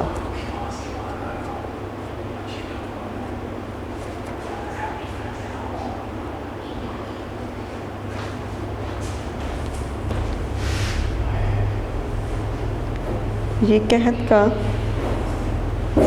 दौर था जिसने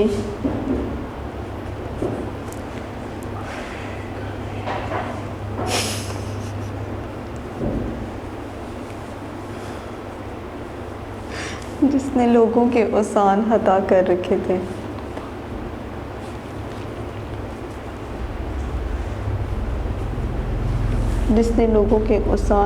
कर रखे थे।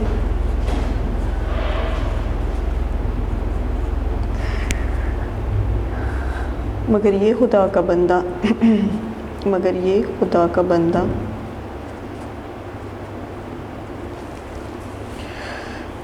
कहीं ना कहीं से पानी ले आता।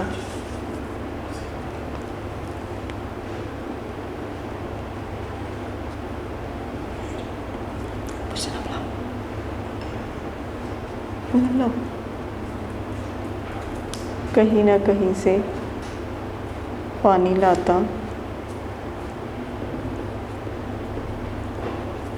और पौधों को देता।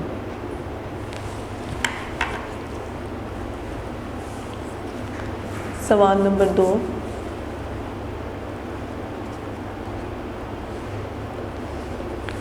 नामदेव माली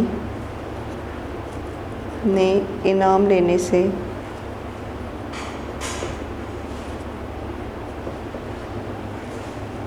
क्यों इनकार कर दिया।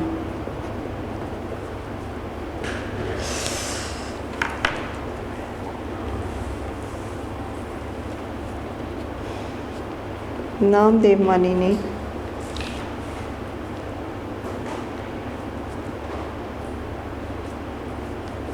इसलिए इनकार कर दिया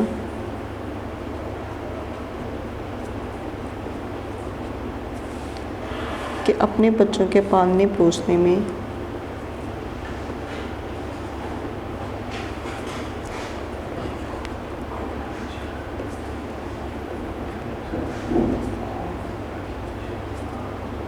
कोई इनाम का मुस्तहिक नहीं होता,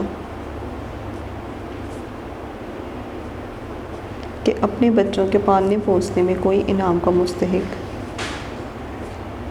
नहीं होता। कैसी ही तंगी हो ये काम करना पड़ता है। कैसी ही तंगी तरशी हो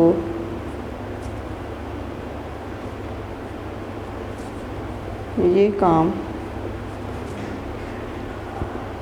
करना पड़ता है। लोग बच्चों के इलाज के लिए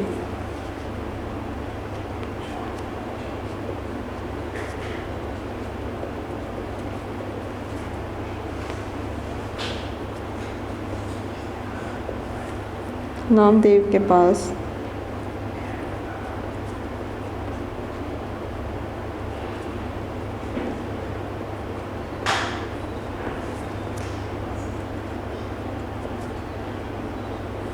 लोग बच्चों के इलाज के लिए नामदेव के पास क्यों आते थे?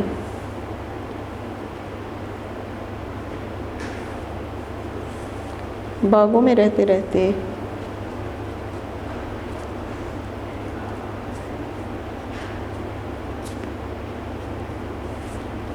नामदेव माली को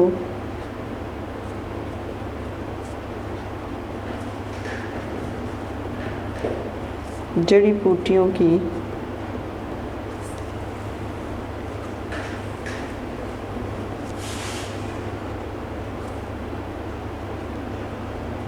खास पहचान हो गई थी।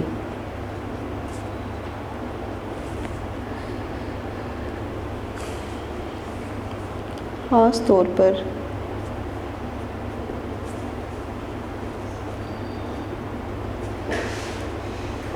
अपने बच्चों के इलाज के लिए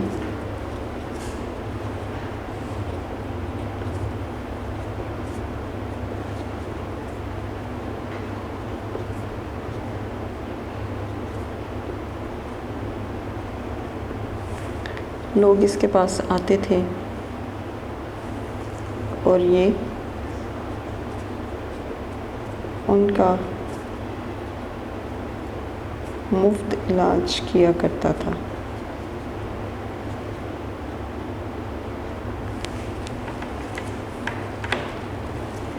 नामदेव की मौत का सबब क्या था?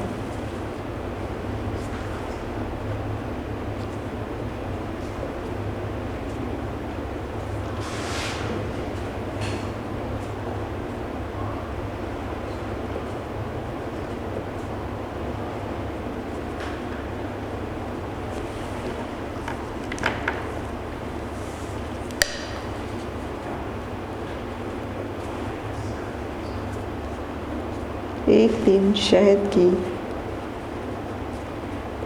मक्खियों की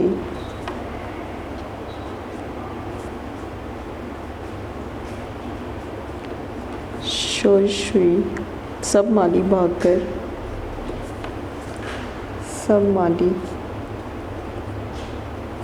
गए।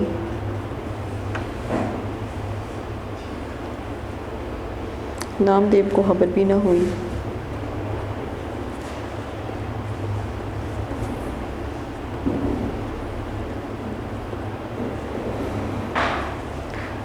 कि क्या हो रहा है।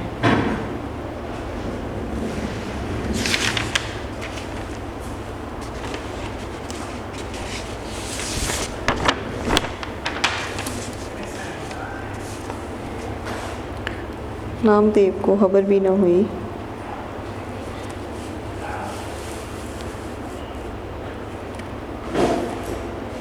कि क्या हो रहा है।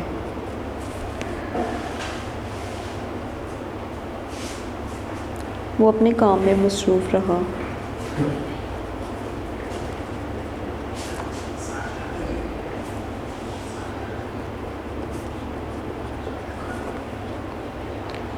उसे खबर न थी कि क़ज़ा उसके सर पर खेल रही है।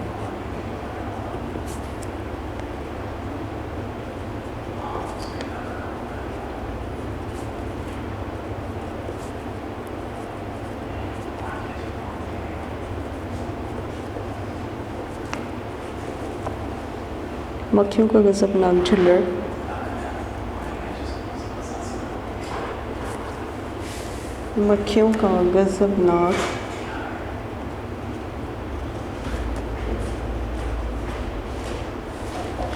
झल्लड़ इस गरीब पर,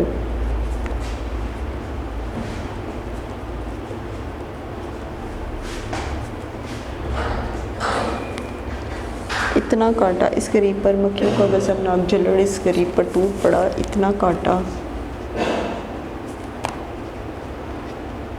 काटा किस बेबस हो गया।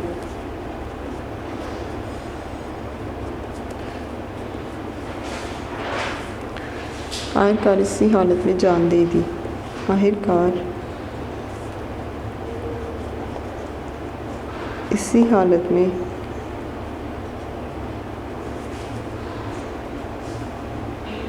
जान दे दी।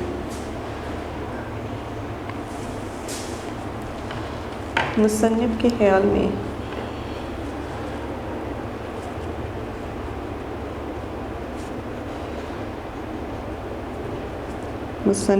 ख्याल में अच्छा इंसान कैसे बन सकता है।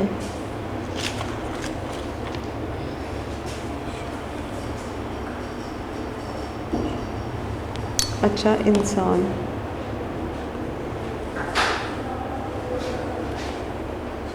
कैसे बन सकता है। मुसन्निफ कहता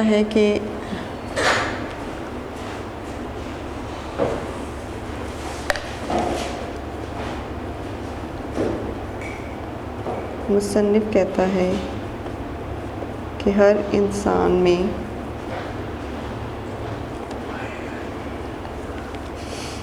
कोई ना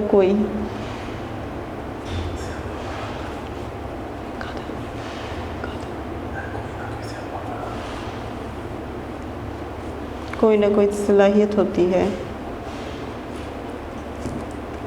हर इंसान में कोई ना कोई सलाहियत होती है। इस सलाहियत को दर्जा कमाल तक पहुंचाने में, इस सलाहियत को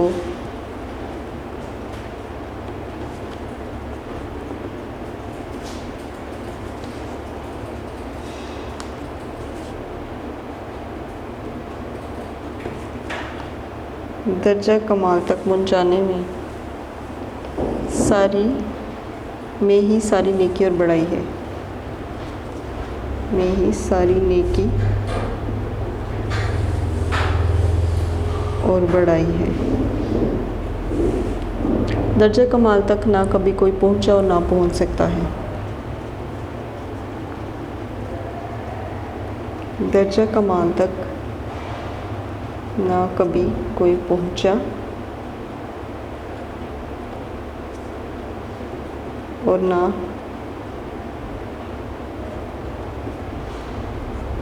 पहुंच सकता है। वहाँ तक पहुंचने की कोशिश में, वहाँ तक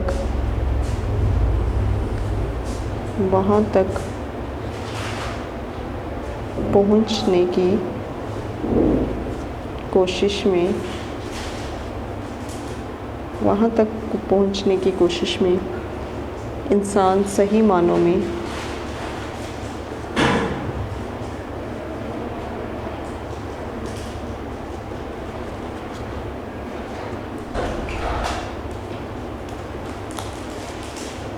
इंसान बनता है।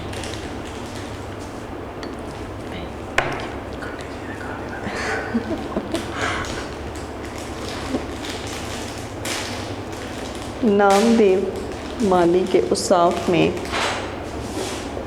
नामदेव माली के औसाफ में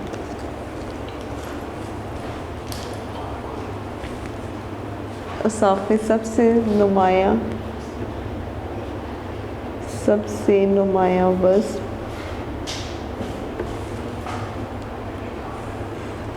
क्या है। अच्छा, नामदेव माली के औसाफ में सबसे नुमाया वस्फ क्या है। नामदेव माली के औसाफ में सबसे नुमाया वस्फ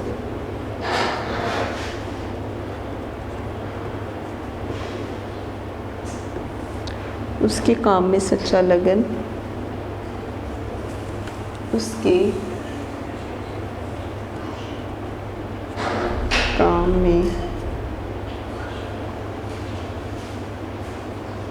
सच्चा लगन और मोहब्बत है।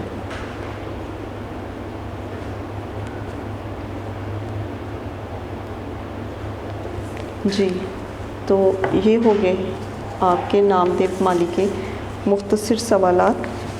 इसकी पढ़ाई भी करवाई जा चुकी है। अब हम आते हैं इसके एमसीक्यूज़ की तरफ। इसके एमसीक्यूज़ में जो है वो सवाल नंबर 2 है, सफ़ा नंबर 83 के ऊपर।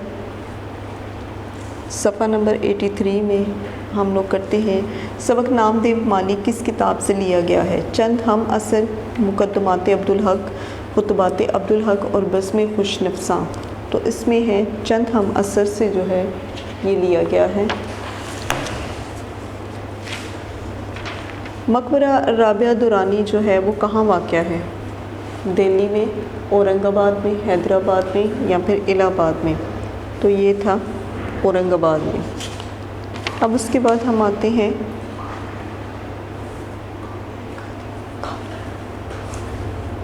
बाग के दरोगा कौन थे? सैयद सराजुल हसन, मौलवी अब्दुल हक, अब्दुल रहीम फैंसी और अयूब अब्बासी। और वो थे अब्दुल रहीम फैंसी। नामदेव बड़ी तंदही से अपने काम में मसरूफ़ और मगन रहता था। उसकी वजह थी तन्हा का लालच, अफसरान की खुशी, बेइज्जती का खौफ या फिर अपने काम से मोहब्बत। तो वो थी अपने काम से मोहब्बत। मुसन्निफ़ ने किस चीज़ को बेकार कहा है? जबरी मुशक्क़त, बेमज़ा काम, महज हुक्म की तामील या फिर डर कर काम करने को? तो मुसन्निफ़ ने जो है वो महज जबरी मुशक्क़त को कहा है। मुसन्निफ़ ने इंसान की फितरी कमज़ोरी की बिना पर उसे कहा है काहिल और निकम्मा और कामचोर, काहिल और कामचोर और दीगर मगर सुस्त। काहिल और कामचोर। गदला पानी पौधों के लिए था ज़र्र-रसा, बेसूद, मुफीद या आब हयात। तो गदला पानी पौधों के लिए आब हयात था। दर्जा कमाल तक पहुँचने के लिए ज़रूरत है जदोजहद, सलाहियत, खुशबख्ती या फिर वसाइल का ना होना। तो दर्जा कमाल तक पहुँचने के लिए सलाहियत की ज़रूरत होती है। डॉक्टर सराजुल हसन की खूबी ये थी कि वो थे नबाज, फ़याज़, मरदम शनास या खुश मिजाज। तो वो फ़याज़ थे। तो क्लास ये हो गया आपका नामदेव माली की पढ़ाई भी। इसके हम लोगों ने मुख्तसर सवालात करवा दिए और इसके MCQs भी करवाए जा चुके हैं। तो उम्मीद है कि आप इसे घर में जो है वो अच्छे से ज़रूर करेंगे इंशाल्लाह। अल्लाह हाफ़िज़। वीडियो पसंद आई तो लाइक करें, अपनी राय कमेंट करें। ऐसे ही मजीद वीडियोस के लिए हमारा चैनल सब्सक्राइब करें और बेल का आइकन दबाएं ताकि आपको हर वीडियो का नोटिफिकेशन मिलता रहे।